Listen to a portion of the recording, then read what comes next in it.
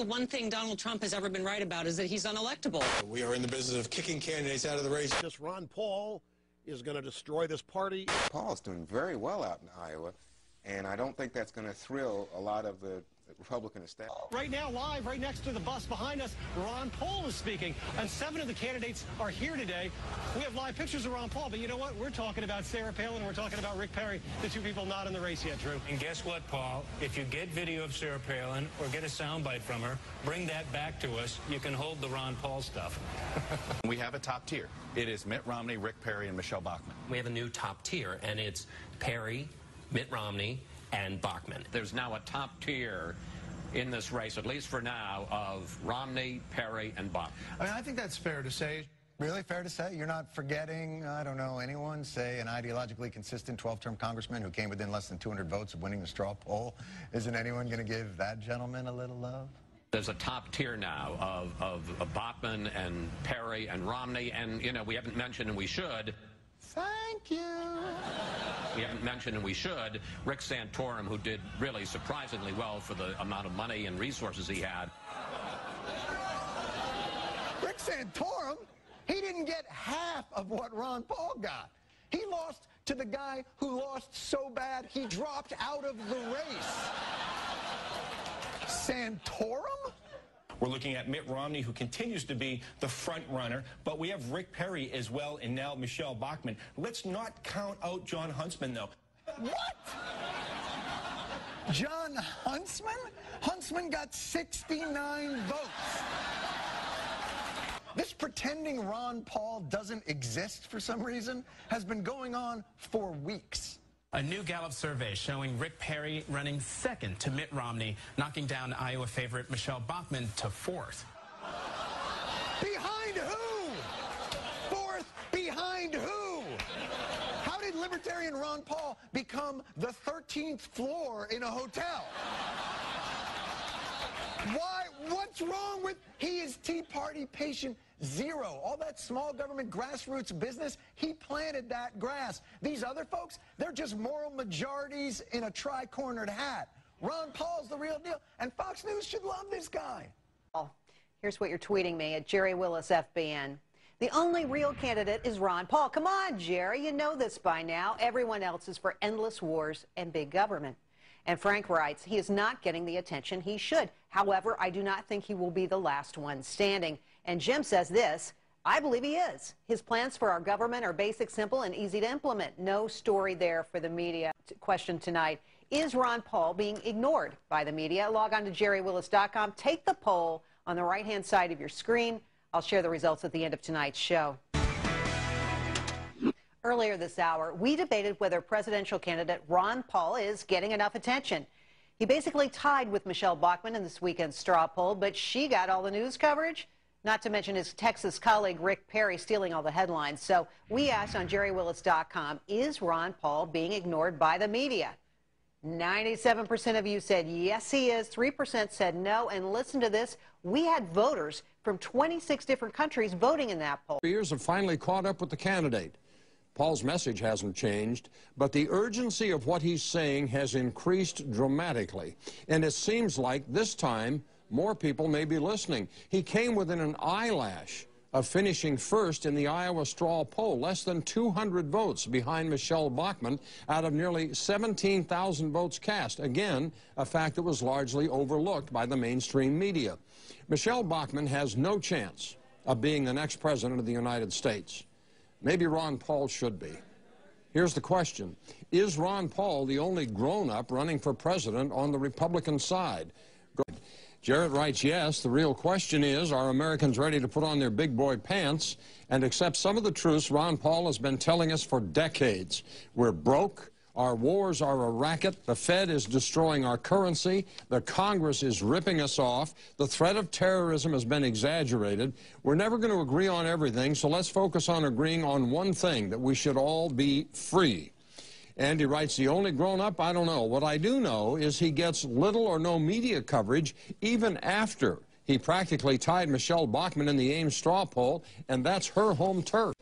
Tony writes, not only is Dr. Paul the only grown-up in the race, he's the only candidate who is mature enough to tell us the truth, even if it's unpleasant. After listening to him, I'm reminded that there are still good leaders out there who actually want us to be free and live in peace. Refreshing to hear an honest, unscripted, heartfelt candidate who speaks passionately and truthfully about the issues that matter to us all. Tommy writes from North Carolina on Facebook, Ron Paul is not the only adult in the Republican race, just the only honest one. And Tony in Topeka writes, he might not be the only adult, but I can't think of another. By the way, Jack, I think the real question should be, why is the media not covering Congressman Paul? Jon Stewart did an amazing piece on his Daily Show last night. Sometimes I wonder whose side the media is on.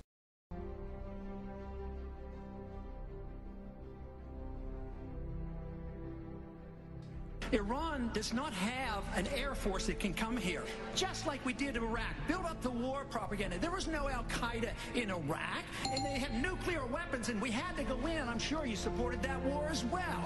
Okay. It's time we quit this. It's time. It's trillions of dollars we're spending on these wars.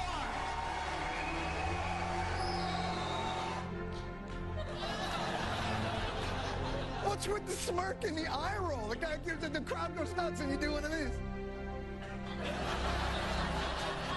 There goes crazy Uncle Ron, babbling about the unsustainability of multiple wars.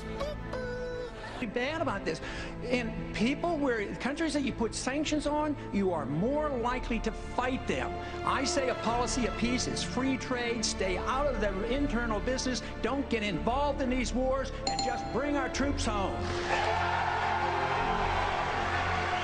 Congressman Paul in the civilian courts. Could you please tell Congressman Paul why he's wrong? Well, because simply terrorists who commit acts against United States citizens, people who are from foreign countries who do that, do not have any right on under our Constitution to Miranda rights. We've also seen that Guantanamo Bay has yielded significant information. In fact, we've learned that that led to the capture and the killing of bin Laden. This is a tool that we need to have in order to be able to prosecute the new type of war, the new type of warfare, and the new type of terrorists that this country is dealing with. Seconds, Congressman Paul. Well, I think she turns our rule of law on its head. She says that the terrorists don't deserve protection under our courts, but therefore a judgment has to be made. They're ruled a terrorist. Who rules them a terrorist? I thought our courts recognized that you had to be tried, and we've done this. And we've brought individuals back from Pakistan and other places. We've given them a trial in this country. Over 300, or at least near 300, we tried and put them in prison. So this idea that we have to turn on its head and reject the rule of law, we already are at the point where this administration, please let me finish. I have to say, and this administration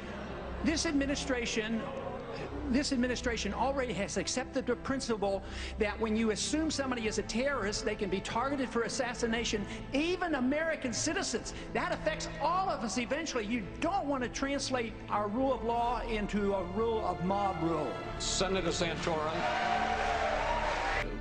Our country has defaulted 3 different times. They promised at one time during the Civil War to pay in gold. They refused to. In the 30s, they promised to pay in gold. They refused to. And then in 1971, they promised to pay foreigners in gold. We defaulted, and we stuck it to them. So once again, we're going to default. We're defaulting every single day. That's what your prices are doing. Prices go up. They're defaulting on your money. So we need to look at the Federal Reserve System.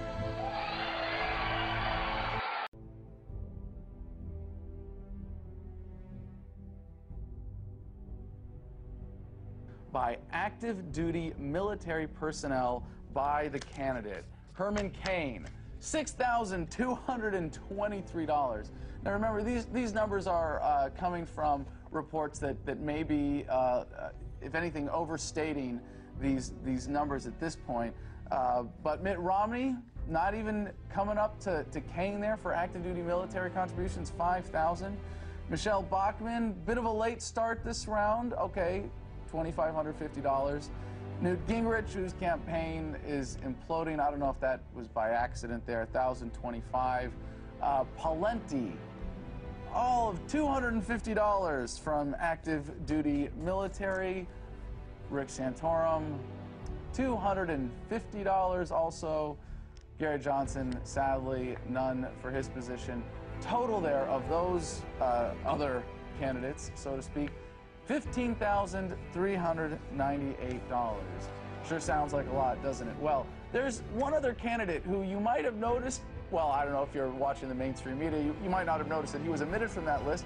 Let's see, how much did Ron Paul get in this last quarter from active duty military? Oh my gosh, $36,739.79. No surprise, actually, that this was the case, far outstripping all other Republican presidential candidates put together, as was the case 4 years ago. But let's see, let's compare this to, who's the other guy running for president in 2012? Oh yeah, $28,833.99 for the president himself, including all the donations from the Marines, the Air Force, the Navy, the Army, whatever that other branch is, to the Commander-in-Chief.